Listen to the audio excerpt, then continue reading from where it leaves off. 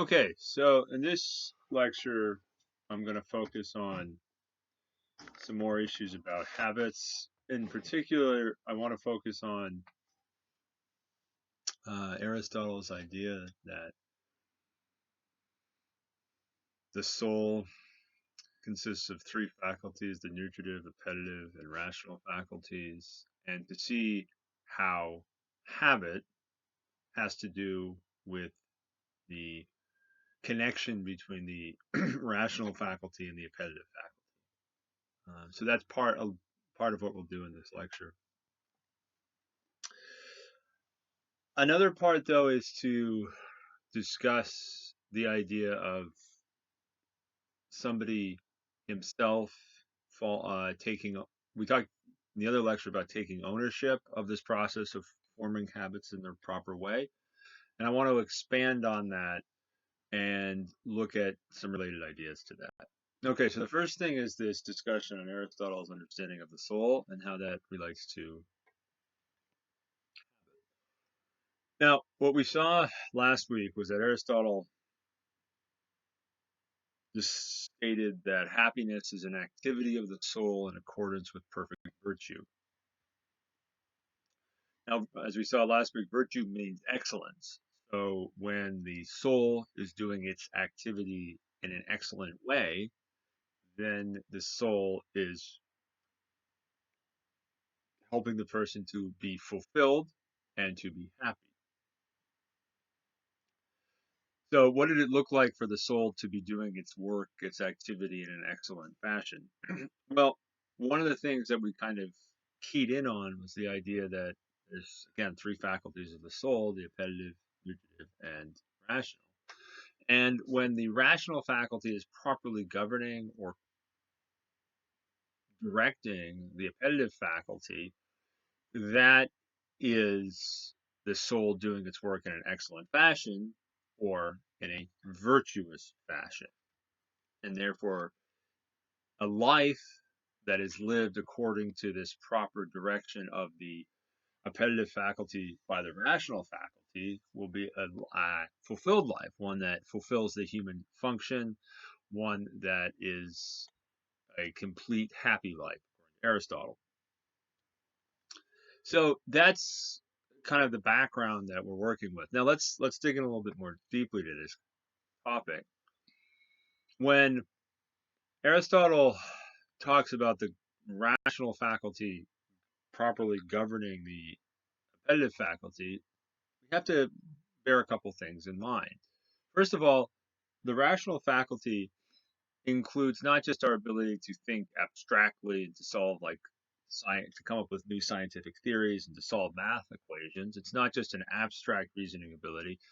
It's more so an ability to be reflective, to be mindful, uh, to be cognizant of our surroundings, to be cognizant of ourselves, to be able to be intentional and deliberate about what we're doing, what we focus on, to be able to direct our attention in various ways.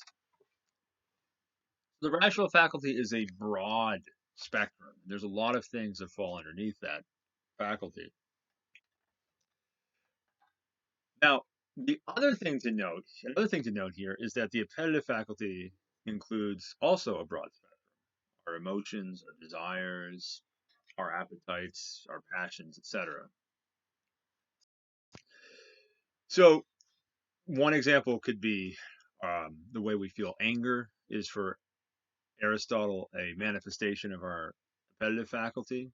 The way we feel pleasure is also one. The way we feel fear, that's a big one that he'll talk about and we'll talk about in a couple of weeks. These are all manifestations of the appetitive faculty.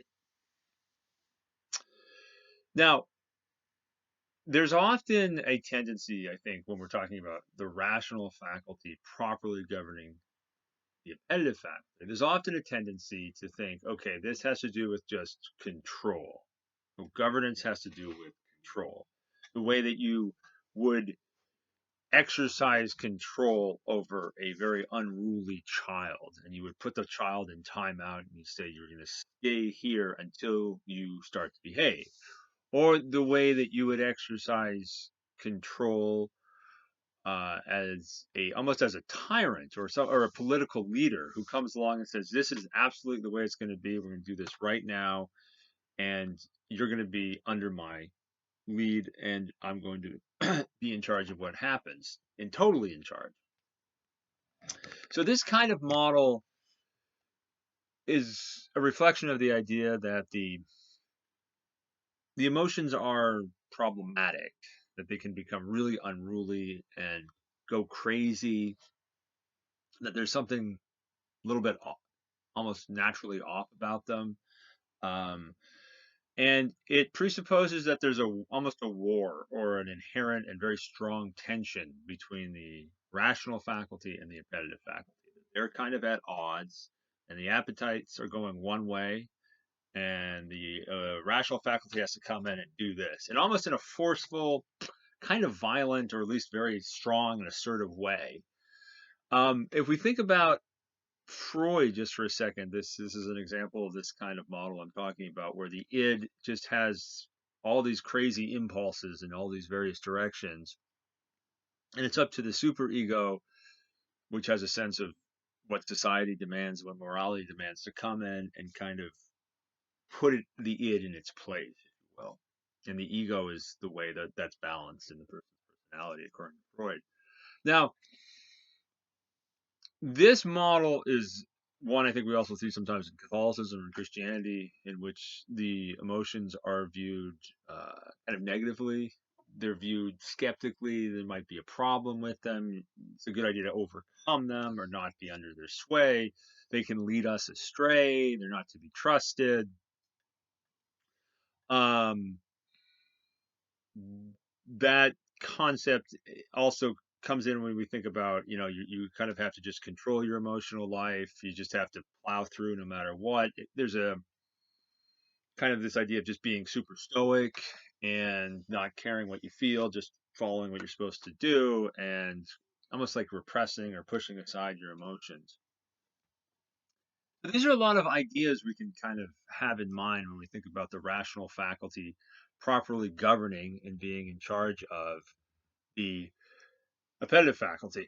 Um, Now, in short, they're all misapplications of Aristotle. They're not true. That's not true of Aristotle. That model is something we have to move beyond if we're going to get into what Aristotle is saying. Now, I bring up that model because it just serves to say that's not it.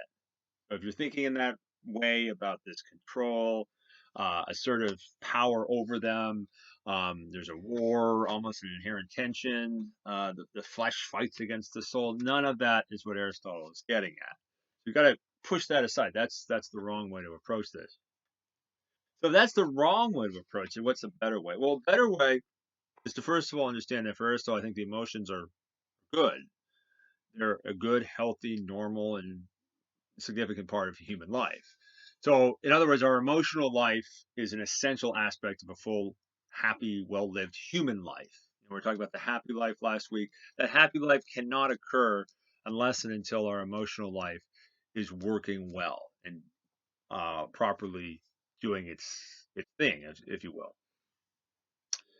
Aristotle would contend that somebody whose emotions have been suppressed or are not working properly or are not robust, or there's like a lack of feeling for the person, that person's actually ill. We would call that, I think, depression. Something there's a sickness. There's something's not working the way it should, and that means the person is, for Aristotle, not fulfilled. He's not living a full, complete, happy human life. So Aristotle places a great deal of emphasis on, and I think he just has a sense that, yeah, the emotions ultimately are good, but they need to be properly incorporated into a full human life. And let's look a little bit more at that, what that means. Now, we talked last week about President Trump and how he seems to have these very strong emotional reactions to things and just tweets about them or makes a blanket statement about stuff. And it's a very almost childish kind of reaction where the emotion seems to be in control of him. Now, we need to look at this a little bit more. So in the case of a small child, his emotions are actually like super important.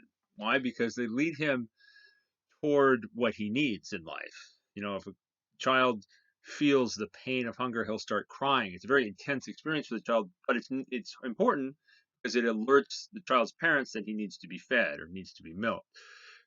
He needs some sort of care. Maybe he's ill. Or the delight that a child has toward food and just really gravitates immediately toward it also helps him, meet his needs. So the emotions in that center are right from the beginning of human life. They're a natural kind of instinctual part of us that are necessary and help us to begin to grow and live as human beings. If we didn't have those emotions, we really wouldn't get off the ground, as it were. So right from the beginning, we see this idea that these emotions are actually helpful, good, necessary, etc. Well, let me just draw it back to this thing I was saying about President Trump. He's a 70-something-year-old man. He's acting like a 3-year-old child. What that tells us is that that emotional life hasn't matured. There's not been the proper maturation of his emotions in a full human life. So the key that we see here is not, again, it's not that the emotions are bad, but that they're supposed to be properly matured. So the maturation of an emotional life in a full human manner is really what we're driving at. Now, what does this mean about maturation of an emotional life in a full human manner? Well, one way to begin to think about this is to think about the fact that lots of things mature. Yesterday, or the other lecture, I brought up the idea of an acorn, tiny little acorn, growing up into an oak tree. That's its maturation process. Now, that's a process that's done naturally. We could say by instinct, maybe not the best term, but it's done naturally. It's done according to the nature of the thing in question. It doesn't have to reflect on what it's doing. It doesn't have to really intentionally choose it. It doesn't have to be deliberate about it. It doesn't have to think about it. It doesn't have to converse about it with other people. It doesn't have to get input from anybody else. It doesn't have to really engage what we were talking about, the rational faculty. The maturation happens without the engagement, without the use of a rational faculty. It's a wonderful process, and there's something, I think, rudimentary intelligent about it, but it's not the rational faculty of thinking about things, reflecting on things, talking about things, articulating them, seeing how well you're doing, asking questions of yourself. None of that is involved in the maturation of an acorn into an oak tree. However, this is key, the rational faculty should and needs to be involved in the maturation of a human's emotional life. Now, what does that mean? Well, just from the beginning, what we see is it means that as we get older and hopefully more mature, we start to reflect on our emotional life. We start to ask the question, okay, do I need to feel this thing so intensely? Do I need to have such a powerful appetite for chocolate, for example? Is that actually a really helpful part of my life? Do I always have to be afraid? Like, if I'm 30 years old and I'm still afraid of the dark, something has gone wrong. It's okay as a 2-year-old. It's not okay as a 30-year-old. The 30-year-old should be able to reason with himself and realize that there is no boogeyman. There is no something under the bed that he needs to be afraid of. So the fear can be overcome through experience, through reflection, through thinking about the situation in a way that it's not just a kind of a childish fear and a childish reaction to a fear, but it's now a more mature take on the situation. There's more maturity here. Okay, so what we're getting at, therefore, is this idea that the emotional life of the person is a part of him that has to be properly matured under the auspices or proper guidance of the rational faculty. Now, I want to dig in a little bit more in terms of what this guidance is actually like. One example that we've seen in some sort of classical philosophy is imagine a situation where there's a team of horses, there's a chariot, and there's a driver. Now, the idea here is that the team of horses are kind of like our emotions. They're powerful. They provide common the energy and the of life. Like our emotions provide us that energy. They move us toward various things. They move us away from various things. We're motivated because of our emotions. We want something and we go toward it. We're afraid of something else and we move away from it. We want to do well in school and we study hard. We don't want to fail, so we also study hard. We feel affection for people and that draws us into a closer relationship to them. So these emotions are kind of like like the horse that's driving the carriage. Emotions to some extent like that. They're these driving forces or driving energies of our lives. Again, that's why they're so necessary, helpful, and integral to a full human life. Without that, we really wouldn't go anywhere. Would be stunted in our growth. Would be we wouldn't be moved in various ways. We'd have a very kind of confined life rather than a broader, more open experience of life. Again, that's what Aristotle talks about as being an illness or a lack. We have this idea of the horses and the chariot and the driver, and the horses being like the emotions. Now, one of the terms that comes up with this is that you coach the horses. So that means that you're not out there with the whip and every second you're beating and berating and you're just hitting them. That'd be a horrible coach. That's like the worst example of Bobby Knight or something. It's just an awful, awful way to coach anything, a human being or a horse or anything at all. It doesn't encourage, it doesn't motivate, it doesn't properly discipline in any way. It doesn't lead them to perform at their best. Just it destroys them. So one of the things is this idea of a coach. Now, coaching a team of horses, you also would work with the horses. So let's look at that for a second. When you work with someone, you listen to what that person has to say. You're attentive to him. You care about what he's interested in. You capitalize on his strengths and you don't force him to do things that he's not good at. You have a connection to the person and you want to cooperate with the person. Together, you aim at achieving something that neither of you individually could achieve, but it's a collective effort that in which the whole is almost greater than the part. That's working with someone. Now, that's kind of opposed to this idea of just an imposition or just imposing your will. In that case, I just come along and I don't care what my coworker has to say. I don't care what his strengths are. I don't care what his needs are. I don't want to get anything about his input. I just tell him this is the way it's going to be. You do it or you get out. My way or the highway. Um, I'm in control, and I'm going to force you to follow through with what my plans are here. You're basically just something I'm using to achieve this end. I don't listen to you. I'm not about cooperation. It's about getting this done in the way I want it done, when I want it done, how I want it done, irrespective of any kind of input or care or strength or talent or feeling the other person has. So that's imposition as opposed to working with. Now, a coach again works with. He listens to what his team is telling him, whether it's a team of basketball players or a team of horses. He sees who's the strongest horse or the strongest player. He sees who's the weakest. He sees how well they work together. He pays attention to when they get tired, when they have energy, and responds accordingly. He sees when they're pushing them maybe too far or can push them even further, perhaps. Um, in this way, somebody who's coaching his team of horses, this carriage driver, let's say, as he's coaching the team of horses, he gets the most out of them. He brings out their kind of natural capacity and their natural power.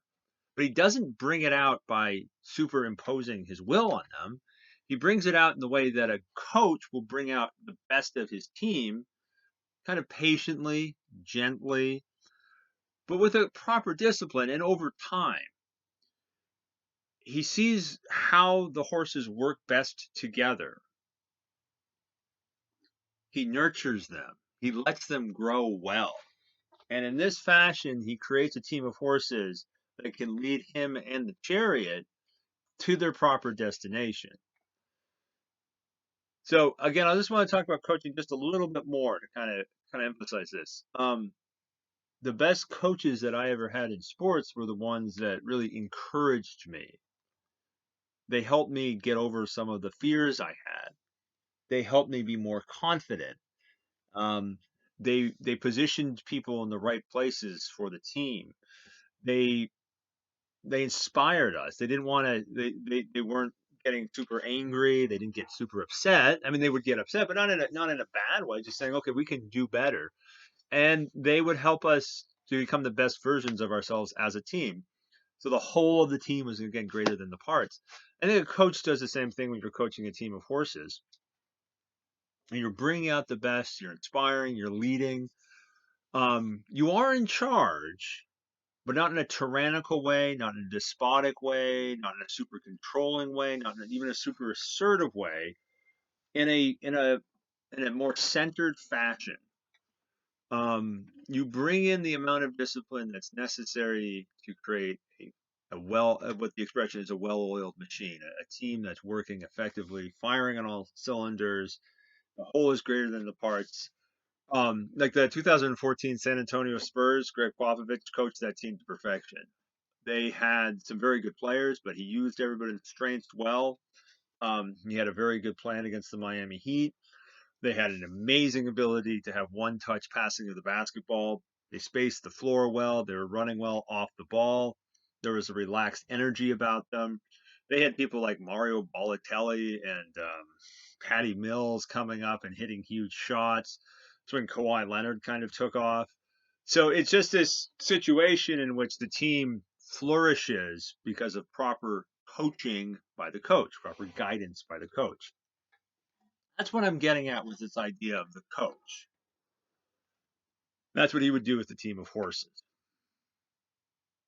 Okay, so the team of horses is being properly led by the driver in such a way that the carriage, the driver, and the horse are now working together. They're a cohesive unit.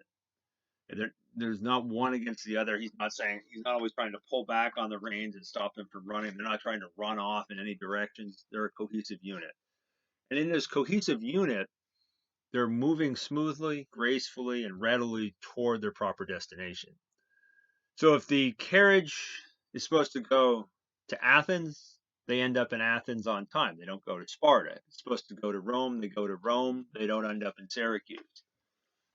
The point being that the well-coached, cohesive unit of the horses, the carriage, and the driver, there's a go where they need to go, when they need to go, using the proper energy, not trying to force anything. It's graceful. It's uh, it's something that doesn't require him to whip the horses constantly or anything like that. And they reach their destination in the way that they should. Okay, so that's the analogy: coaching, team of horses, carriage. Now we already mentioned that the first part of the analogy, obviously, was that the horses represent or are analogous to the emotions, to our desires, to our passions, and our feelings.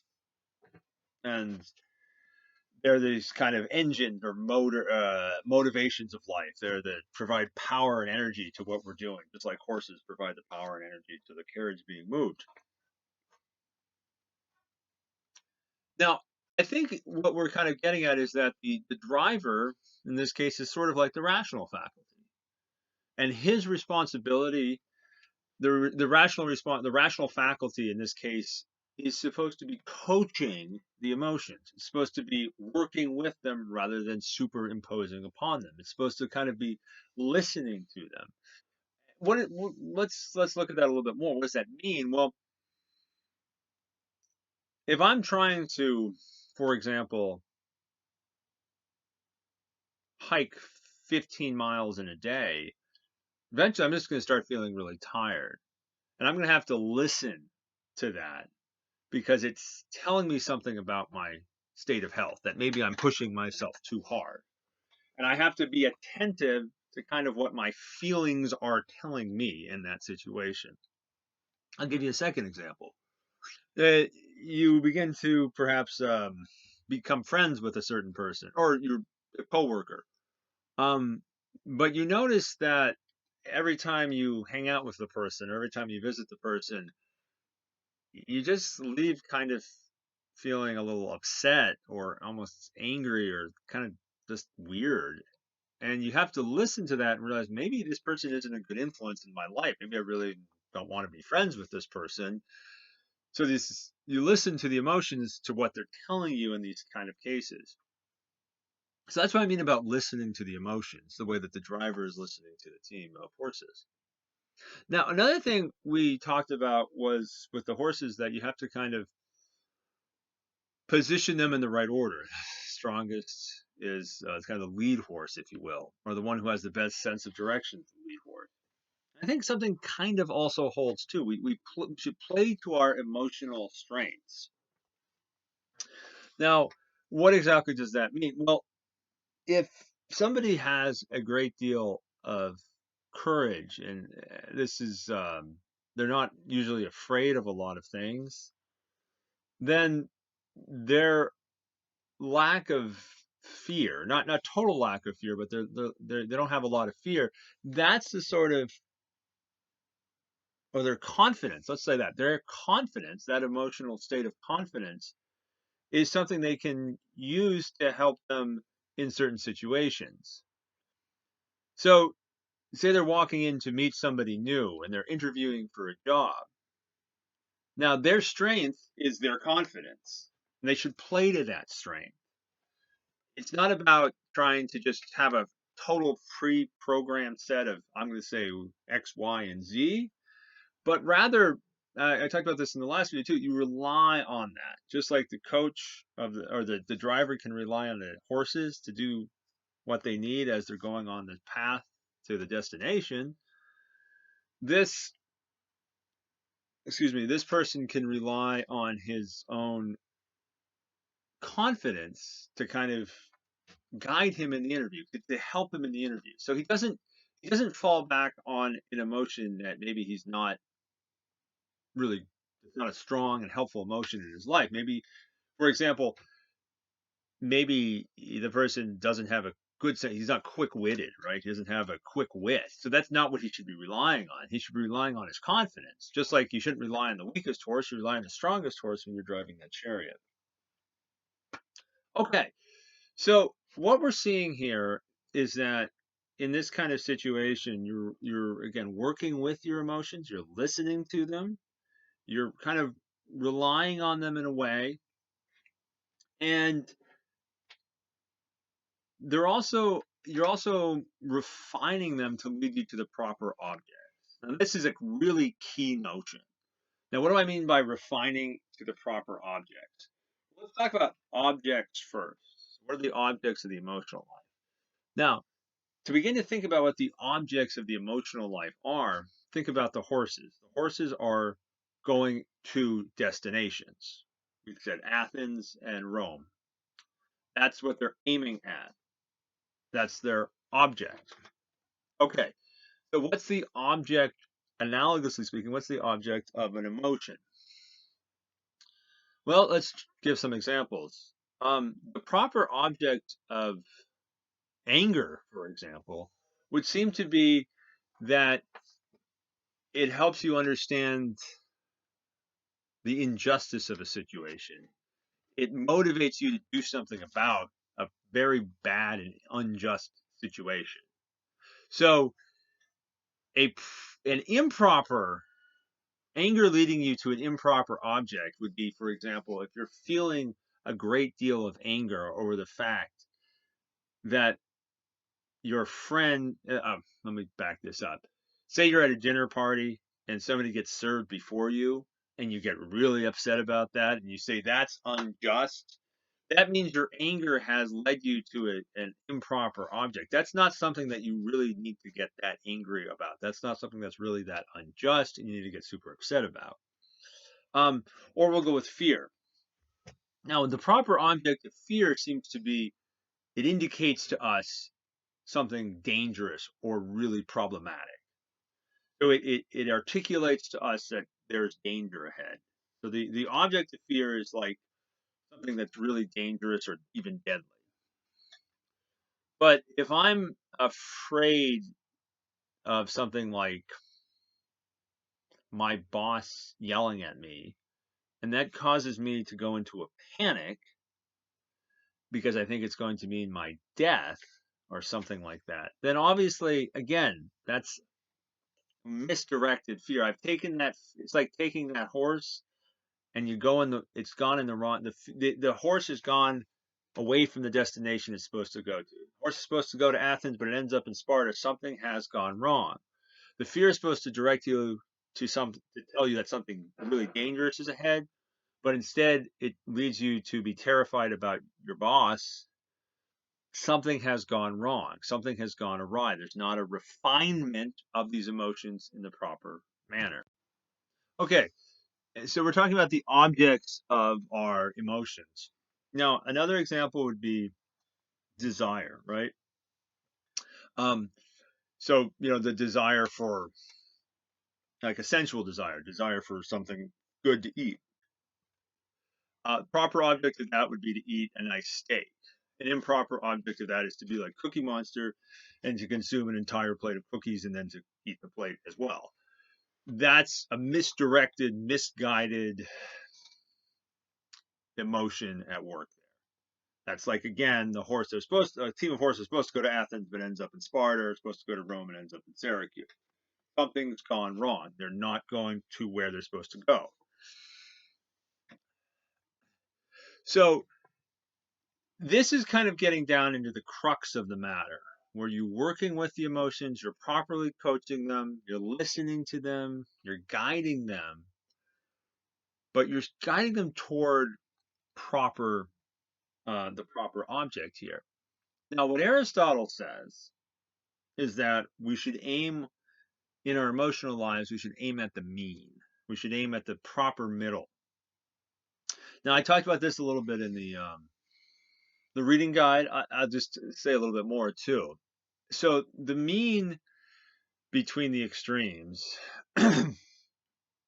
is when you don't go to either too much or too little, but you go for just right. Now, this is kind of goofy, but it's a helpful example. If you're familiar with the story of Goldilocks, this is actually quite pertinent because Goldilocks goes into the house of the three bears and she finds porridge that's too hot and too cold and then it's just right.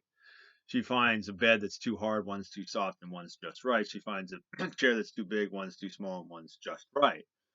Aristotle's getting at, kind of funnily enough, a similar idea here that we're trying to aim for something that's in the proper middle. Now, let's look at this with specific emotions. So, for example, with fear, we talked about that a little bit earlier, where we said, if I'm afraid of, fear should be leading us toward an understanding of something that's actually very dangerous and initiating a proper response in us. So what would that look like? Well, the proper way of fear is that you feel a healthy amount of fear towards something that's actually potentially dangerous. So if I'm mountain climbing and I realize that I could fall if I try to traverse this ledge and it could kill me, that's that's a good fear. It alerts me to a danger and it perhaps allows me to not try doing that. Now, one extreme of fear is the kind of following the reaction we talked about earlier, where if somebody yells at me, I'm convinced that that fear is so much, that situation is so terrifying and deadly and dangerous that it could kill me or just ruin me in some way. So I'm just overwhelmed by an excess of fear. The other situation, though, is where I'm like screw it, I'll just try whatever. And I try to climb up that side of the mountain that's really, really dangerous and I ought to be afraid of, and I just don't have any fear about it. And I risk my life and my health because I haven't felt the proper healthy amount of fear. So, what we're seeing here is that in our emotional lives, proper middle is where we're supposed to aim at. That's our object. Feeling the right emotion to the proper circumstances. Again, it's not about getting angry because somebody got served in front of you at a dinner party and thinking that's unjust, or getting really angry because somebody cut you off in traffic and thinking you want that person to die. It's about perhaps being angry about the fact that your friend has betrayed you and tried to cheat you out of $5,000. That's a situation that warrants a proper amount of anger. That's when your anger is working directed to the right thing, just like the horses were directed to the right destination. Or when your fear directs you to the fact that this mountainside is really dangerous and you feel a healthy, proper fear toward it, that's the right thing to feel, just like it was the right thing for the horses to go to their destination. Now, let me give another example of the median just before we move on, just so that's super clear. Desire was something we talked about too. Now, this is a goofy example, but it's a helpful example. Does this clarify some of what we're getting at? If we routinely have a strong desire to eat a full plate of cookies, like Cookie Monster, that's something's gone wrong. We're like those horses that have gone off the trail into the wrong destination. But also, if we have no desire for something that's, tastes good, like cookies, if we have no pleasure in that, then something's also wrong. I talked earlier about how that would indicate like an illness or a depression. Something's also gone wrong. The emotions are not going in the right direction. Again, just like the horses weren't going in the right direction. So what is the right direction? What is the Athens here? Like the Athens that is the destination of the horses. Well, the Athens here, or the proper middle, is wanting to eat maybe two cookies, something like that, maybe three, but somewhere between having no desire and wanting to eat 15, probably about two or something. That's the healthy middle. We're going to get at more in the next section, the next week, about how that's not an absolute middle. It's not a mathematical middle, but it is somewhere between these extremes. Again, just like, say I'm driving a car, my destination is New York City. It's between Boston and Washington, D.C. That's where I'm going for. That's the destination. Or the horse driver. He's going to Athens. That's between, say, Sparta and Corinth. That's what he's going for. And when the horses aren't properly coached or guided, they're going to go off in any direction. But the proper guidance leads them on the trail. And that's what I mean about refinement. All right, we're going to get back to that term. A refined team of horses goes where the carriage driver leads them. And they begin to do that pretty easily. And I think in the same way, refinement of our emotions means that we move them toward feeling the proper middle and the proper response to the circumstances. We still feel the fear of the death when we're mountain climbing. We still feel the anger over the unjust treatment, or we still feel the desire for the good food, and it moves us, and we're motivated by it, just like the horses move and motivate the carriage. But they're not doing it excessively, and they're not doing it in a crazy fashion, and they're not doing it in a way that's going to an extreme, that's misguided and misdirected, not toward the proper destination. So what we see is that in this situation, somebody develops a habit of the rational faculty properly coaching and governing the appetitive faculty. Now, what we talked about in the last lecture and what I mentioned in the reading guide was that a habit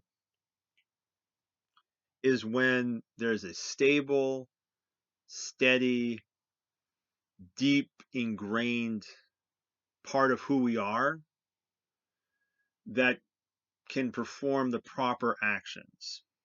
We use lots of examples: playing tennis, uh, skiing, playing music can be examples of these habits.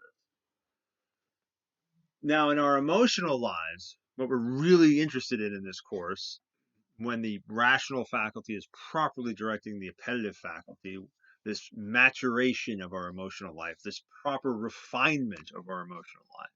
What's it like when that's a habit? What's it like when that's habitual habit? Well, it would mean something I think kind of like the following.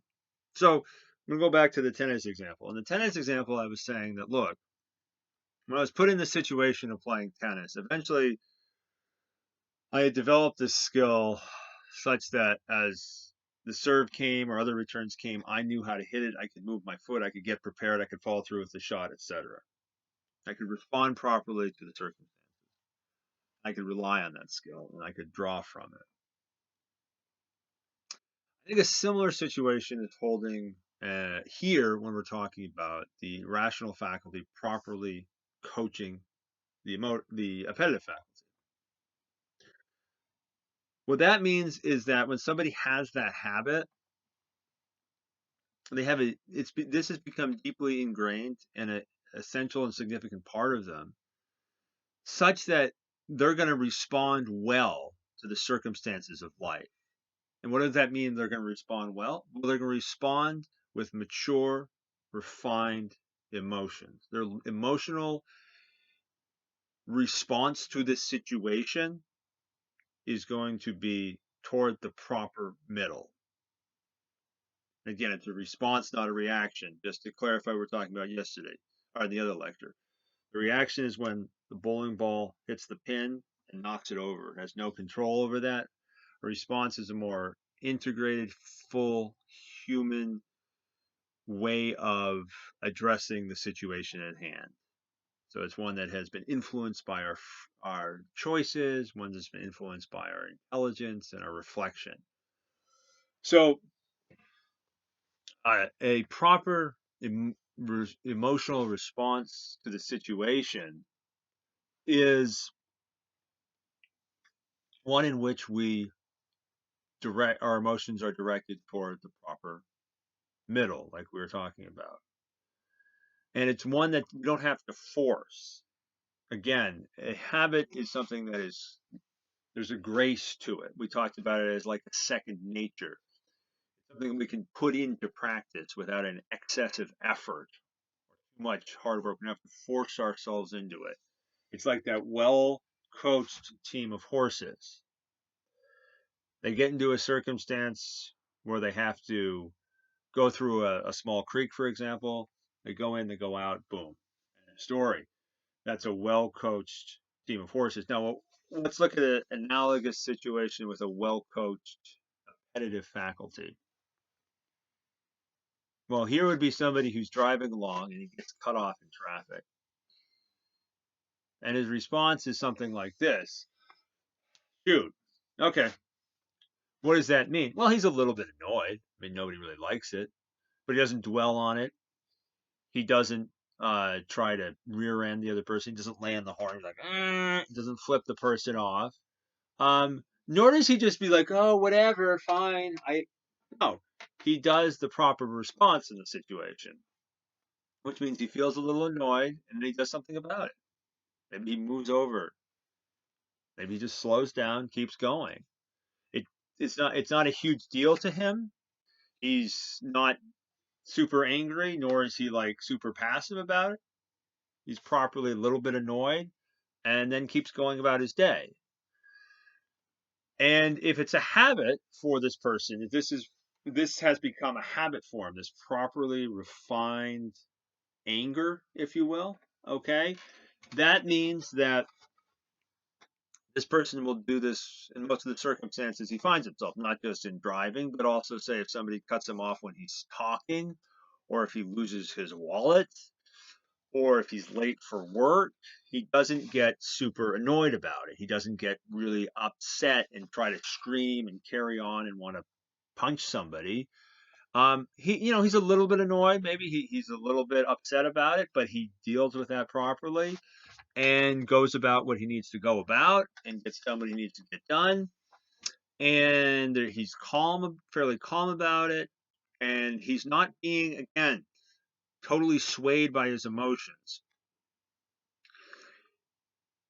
He's working with his emotions well. So he's not like the situation we saw earlier with President Trump, where he has a feeling and there's got to be a tweet about it. It's not a reaction, it's a response. But it's a response that's a cooperation. So he's not trying to just say, I can't feel, and trying to stifle the anger, trying to suppress the anger, not feeling anger. No, it's nothing like that. It's rather that he's kind of coached his emotions to reach that point. Just like, the horses that are about to go through the stream, he doesn't have to keep whipping them and say, come on, come on, come on, come on. He doesn't have to force that. He can just sort of let up a little bit and let them go through the stream. So that's what a well-coached situation is like with our emotions. I'll give you a second example. We used the example of eating and the desire for food. So a desire for food where a habit has come in, where there's a habitual and proper governing of the emotive faculty, the appetitive faculty by the rational faculty, where that proper coaching is a habit for the person, a deeply ingrained and significant part of the person, who the person is now. That would look, I think, kind of something like this. The person gets in the situation where, there's, let's say, a plate of French fries. And yeah, French fries taste good. So he takes a couple, eats them, and that's it. He's not stressed about it. He doesn't have to force himself to do it. He doesn't have to throw out the plate. Say, I can't have that temptation near me. I got to get away. Um, he does. He doesn't try to eat the whole plate of the French fries. Nor does he think like, oh, French fries, I can never eat those. I hate French fries. I don't want to have any food. It tastes good. No, he desires it, but in a proper way, in the proper middle. And this is easy for him to do it. This is his kind of state of character, if you will. Just as it was fair, in that situation, this is how he will respond because this has become a habit for him. This has become part of who he is. Go back to the example I used in the other lecture. Part of who I was has become a okay tennis player. So in that situation, I can respond well. That's become part of my way of being, if you will. In a similar way, part of the way of being, part of this person now is that his emotions are properly coached and directed toward the middle, toward desiring, in this case, the right amount of French fries. Now, again, these are kind of silly examples, but they're clear examples, and that's why I'm going with them. So the real question is how do we coach our emotions in this way? Now, I talked about coaching a basketball team. I talked a little bit about coaching a team of horses. What does it mean to coach in a team of emotions? What does it mean to coach our emotions in this manner? Well, Aristotle is pretty clear on what he means by it. He says that it's by doing courageous acts over and over and over and over again that we eventually develop the habit of courage. It's by doing temperate acts over and over and over and over again that we eventually develop the habit of temperance. So these habits are formed very similar to the manner in which the habits of playing a tennis, for example, were formed for me. So as I said in the other lecture, I formed it by playing, reflecting on what I was doing, being motivated to do it, capitalizing on my strengths, trying to overcome my weaknesses, being intentional about it, etc. A similar thing holds for the development of these moral habits in our lives, like temperance and courage. So let's just take temperance for example. Now, temperance is going to be finding and following the proper mean in regard to like sensual desire. So desire for stuff like alcohol, food, sex, etc.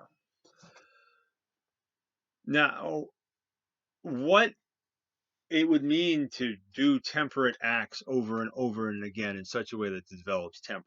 Let's look at that. Well, the first thing is just start doing those sorts of activities.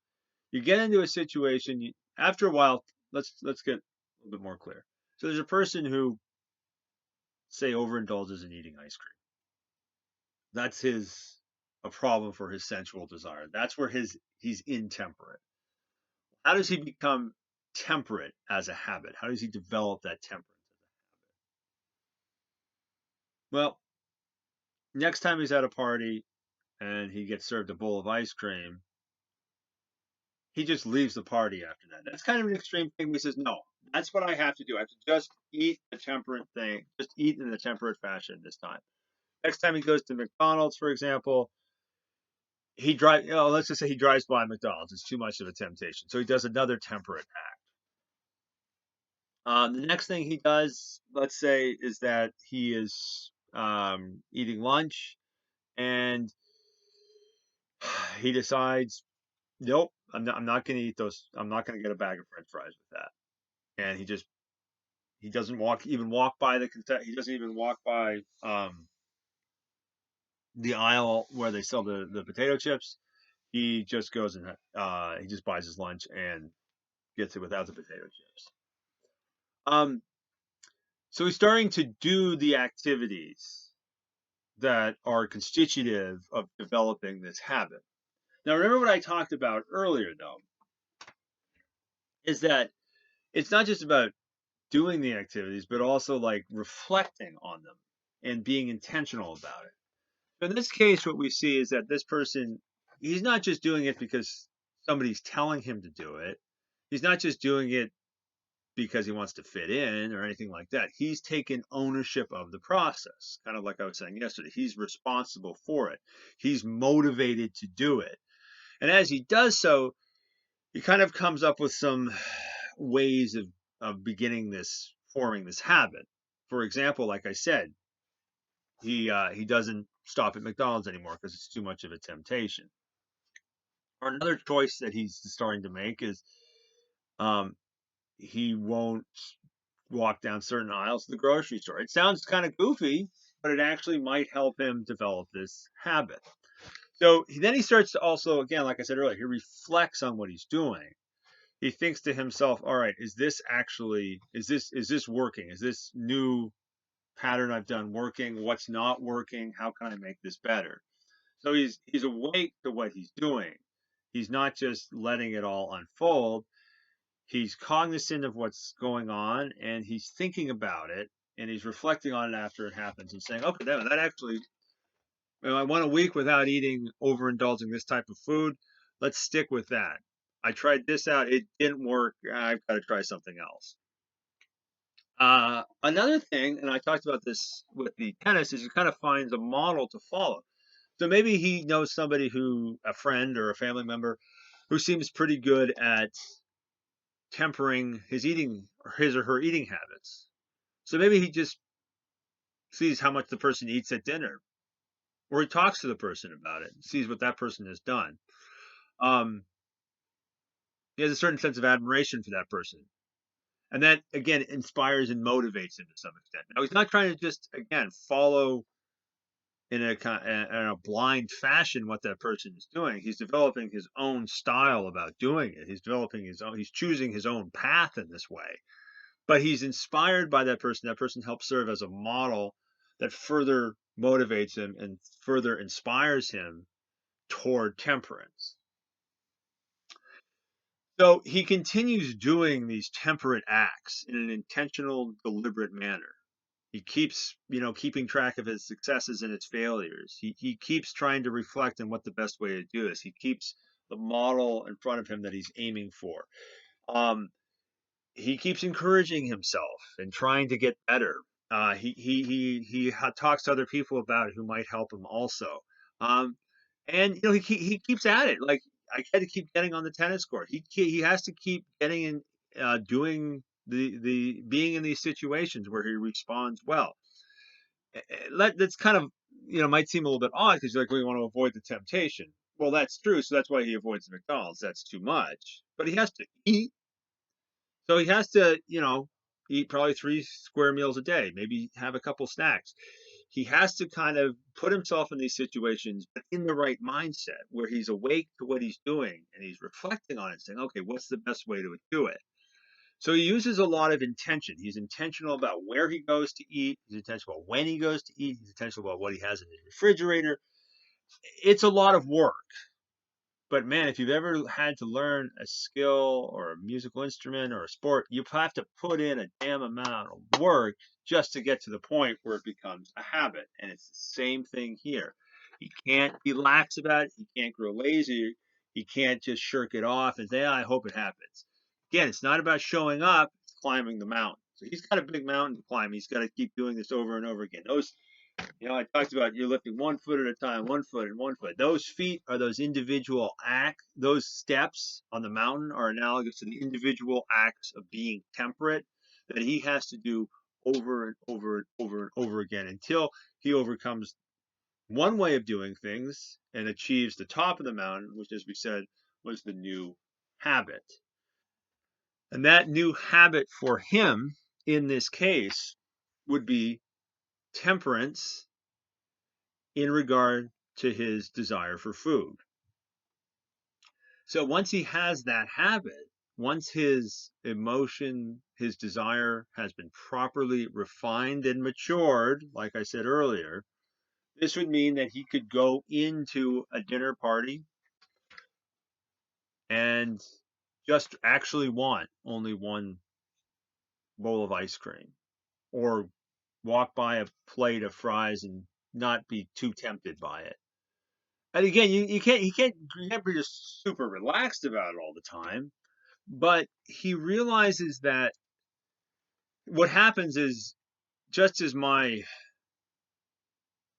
body and my athletic skill were refined to enable me to hit the tennis balls fairly well when I'm playing tennis, this guy's emotions have been properly refined so that he can respond well to these circumstances. As he gets into a particular circumstances, he feels a desire for eating a healthy dinner rather than indulging in like two Big Macs and a supersized cup of fries and a Coke. His emotions have actually changed. Now that's kind of weird. We think, well, your desire is just your desire. There's nothing you can do about it. No, says Aristotle, you can do something about it. That'd be like the horse driver saying, well, the horses are just going to do what they're going to do. I put my hands up. No, you can refine them. You can work with them. You can motivate them and guide them to the proper destinations. Lead them in the proper way. And we're going to talk about that more in the next lecture. But the key idea is that your emotional life has become mature. You have a refined emotional life where the emotions are properly directed toward the middle. You've developed this through intentional effort over time by performing the proper actions. And as a result, you now have, says Aristotle, a habit in which your rational faculty is properly coaching, properly governing, and properly directing your appetitive faculty. So this is a kind of new state of being for you. This is a new way this is a new, deeply ingrained part of who you are. You become more of a temperate person in this case. You have the proper desire for the right amount of food. Middle. Again, it's not going off and saying, I have no desire for food. It's not going off saying, I want 75 cookies. No, I want the right amount in the right time. This holds for any emotion. Now, I use sensual desire for food as one example because it's clear. I think it's helpful, but it's going to hold for any emotion. This properly directed emotional life, when the rational faculty is governing and coaching the appetitive faculty in the right way, and it makes it into a habit, that's what we're getting at when we're talking about the moral virtue, the habit of moral virtue for Aristotle. So I'll end with that, and that's the end of that lecture.